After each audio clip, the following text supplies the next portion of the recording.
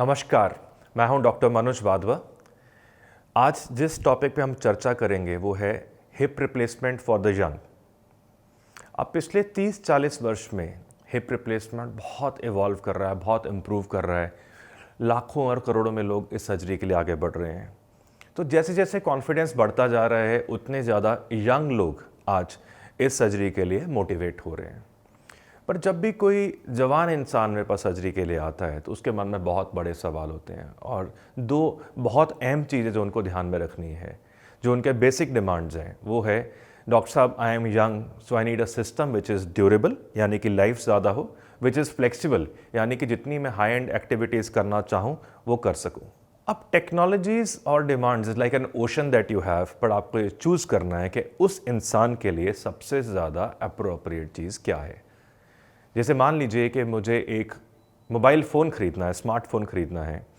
मेरे फादर को उसकी यूजेज इतनी है कि उस पर नंबर चल सके एंड ही कैन कॉल। मेरे बेटे को चूज़ करना हो तो उसको गेमिंग और सोशल मीडिया चाहिए। सो मोबाइल फ़ोन एक मोबाइल फ़ोन है, पर उसकी टेक्नोलॉजी डिफ्रेंशिएट करती है। इसी तरह से जब भी एक हिप रिप्लेसमेंट किसी यंग इंसान को चाहिए होता है, I said you are going to be abusers of your implant.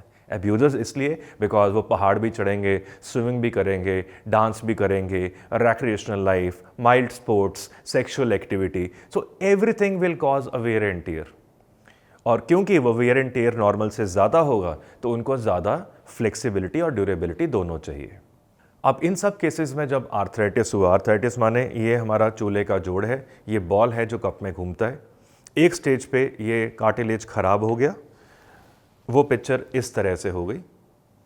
ये कार्टिलेज रफ हो गया, आपस में फ्रिक्शन एक दूसरे के साथ घिस रहा है, पेशेंट को पेन हो रही है, स्टिफनेस है, एक्टिविटी इम्पेयरमेंट है और बहुत बार चलना भी मुश्किल है। अब ये किन केसेस में होता है? जैसे रोमेटॉइड आर्थराइटिस, गठिया में ये कार्टिलेज डैमेज हो जाएगा, बोन्स पेनफुल है।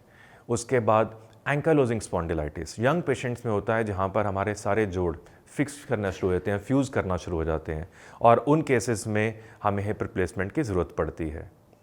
एवैस्कुलर नेक्रोसिस, दुर्भाग्य से कुछ लोगों का ये बॉल की ब्लड सप्लाई डैमेज हो जाती है। जब ये ब्लड सप्लाई डैमेज हो जाएगी, बॉल कोलैप्स कर जाएगा, हिप रिप्लेसमेंट की ज़रूरत पड़ेगी।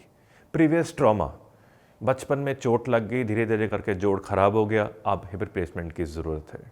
या हिप डिस्प्लेजियाज, जहाँ बचपन से ही बॉल सॉकेट में नहीं था, ऐसे बाहर था, और कुछ समय पर टांग अनस्टेबल है और इनमें सर्जरी की ज़रूरत है। तो इन सब केसेस में हिप रिप्लेसमेंट चाहिए होता है। हिप रिप्लेसमेंट का मतलब ये नहीं कि चूल्हा बाहर निकाला और उसकी जगह नया चूल्हा फिट कर दिया। यहाँ सिर्फ बॉल और कप की लाइनिंग को चेंज करा जाता है। तो प्रिंसिपल वाइज आपका बॉल निकला, उस पर एक नया बॉल आया और एक नई कप की लाइनिंग आई, और सारी टेक्नोलॉजीज अब इसके आसपास घूमेंगी। अब जब भी यंग पेशेंट्स हमारे पास आते हैं तो उसमें हम कहते हैं कि आपको एक नया इकोसिस्टम चाहिए, जहाँ पर हम आप पे क्या बायोमटेरियल्स यूज़ करेंगे, आप पे क्या टेक्नोलॉजी यूज़ करेंगे, आपकी डिमांड इक्विटी को कैसे हैंडल करेंगे, हम आप पे कैसे स्टिचलेस कॉस्मेटिक सर्जरी देंगे। It's all a mixture of things. तो सबसे पहले बात करते हैं कि किस तरह के इम्प्लांट्स उनमें यूज़ करे जाते हैं। नंबर 1, उन सब के अंदर अनसीमेंटेड इम्प्लांट्स। अनसीमेंटेड माने इस पे जैसे हाइड्रोक्सीपेटाइट कोटिंग है, ये एक ओरिजिनल इम्प्लांट है। इसी तरह से अगर कप पे जाऊंगा तो ये एक स्पेशल पोरस कोटिंग है, रफ कोटिंग है। इन दोनों कोटिंग्स के अंदर हमारी नेचुरल बोन ग्रो करती है। अंतर क्या है? नॉर्मल सीमेंटेड सिस्टम जो हम बुजुर्गों में यूज़ करते हैं, वो समय पड़ने के साथ सीमेंट ढीला पड़ जाएगा, वो इम्प्लांट लूज़ हो जाएगा। लेकिन ये उस तरह से है जैसे कि दीवार पर आपका एक क्रीपर, एक बेल चलती है।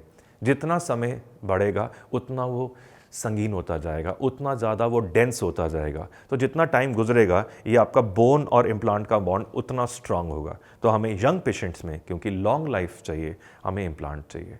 मैं हर यंग पेशेंट को बोलता हूँ, आप में कभी भी इम्प्लांट गया, there are 2 things that can happen. Either your implant will outlive you और you will outlive your implant. That means आप जो टेक्नोलॉजी आज यूज़ करोगे वो बहुत इंपॉर्टेंट है।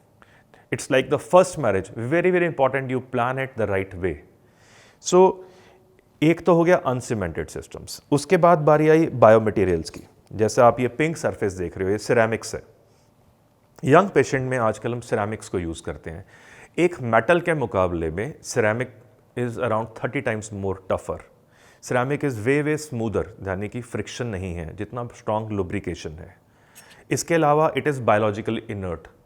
हम कुछ लोगों में सुनते हैं कि डॉक्टर साहब मेरा जॉइंट मुझे माफिक नहीं आया, एलर्जी हो गई, सूट नहीं करा। Ceramics are biologically inert. Inert होने का मतलब है इसकी सूटेबिलिटी इशू नहीं आते हैं। अब सिरेमिक का बॉल एक कप के अंदर दो तरह से जा सकता है। इसे कहते हैं सिरेमिक ऑन पॉली। एक हाई ग्रेड प्लास्टिक द्वारा ये मूवमेंट हुई, वेरी गुड लाइफ। और इससे भी अच्छा सिस्टम ये है जहाँ पर एक सिरेमिक जो है वो एक सिरेमिक के अंदर आर्टिकुलेट कर रहा है। सो आपका इम्प्लांट जो है वो अनसीमेंटेड है। आपकी स्टेम्स जो है, हम लोग शॉर्ट स्टेम्स यूज़ करते हैं स्पेशली इस कोटिंग द्वारा, ताकि जितनी कम आप बोन को आज यूज़ करोगे, फ्यूचर के लिए, भविष्य के लिए आपकी उतनी सारी ऑप्शंस अवेलेबल हैं। तो अनसीमेंटेड स्टेम्स, शॉर्ट स्टेम्स, इसके साथ सिरेमिक ऑन सिरेमिक या सिरेमिक ऑन पॉलीएथिलीन कोटिंग्स जिसकी लाइफ सबसे ज़्यादा है। उसके अलावा लार्ज हेड 36 mm हेड्स, ताकि जितना बड़ा हेड होगा उतनी ज़्यादा उस इंसान की फ्लेक्सिबिलिटी होगी। अब यंग एज पे हम रेक्रिएशनल, स्पोर्टिंग, सेक्सुअल एक्टिविटी सब के अंदर हम मैक्सिमम फ्लेक्सिबिलिटी चाहते हैं। तो लार्ज हेड्स जो कि घिसे नहीं, क्योंकि जितना बड़ा हेड साइज होगा उतना ज़्यादा वेयर एंड टेयर होगा। तो लार्ज हेड सिरेमिक्स 32-36 mm जो हेड्स हैं, ये हमें सारी फ्लेक्सिबिलिटी मूवमेंट्स देते हैं, ड्यूरेबिलिटी को सस्टेन करते हुए। अब ये सब तो हो गई हमारी इम्प्लांट्स की बातें। अब आते हैं टेक्निक्स। अब यंग एज पे हम वो टेक्निक्स चाहते हैं जिसमें कि मसल कटिंग और सॉफ्ट टिश्यू कटिंग ऑलमोस्ट निल हो। तो उसमें कुछ अप्रोचेस होती हैं। हम हिप्स को आजकल फ्रंट से जाते हैं, डायरेक्ट इंटीरियर अप्रोच बहुत ज़्यादा इनकमिंग है। इवन मॉडिफाइड पोस्टरोलैटरल, अगर बैक से भी जाते हैं तो स्पेशल टेक्निक्स यूज़ करते हैं जहाँ पे आपकी मसल्स को कम से कम कटिंग हो। जितनी कम कटिंग होगी उतनी कम पेन होगी, उतनी फास्ट रिकवरी होगी, उतनी कम ब्लीडिंग और ब्लड रिक्वायरमेंट की ज़रूरत होगी। तो जो इंटेलिजेंट हिप सर्जरी है जो हम यंग पेशेंट्स में करते हैं with our patented FIFO techniques, fast in fast out techniques, इसमें नीचे दिए गए लिंक में आप उसमें देख सकते हैं फीफो टेक्नोलॉजी और इंटेलिजेंट हिप सर्जरी क्या है।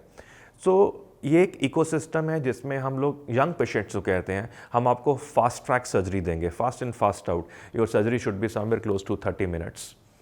You will start walking in 3 hours after surgery. Next morning आप टॉयलेट सीट पे होंगे और अर्लीस्ट पॉसिबल आप नॉर्मल लाइफ एक्टिविटीज़ और रिक्रिएशनल एक्टिविटीज़ पे एंटर कर जाएंगे। So if you are young and you have hip arthritis, just don't worry. We'll give you hip for the lifetime.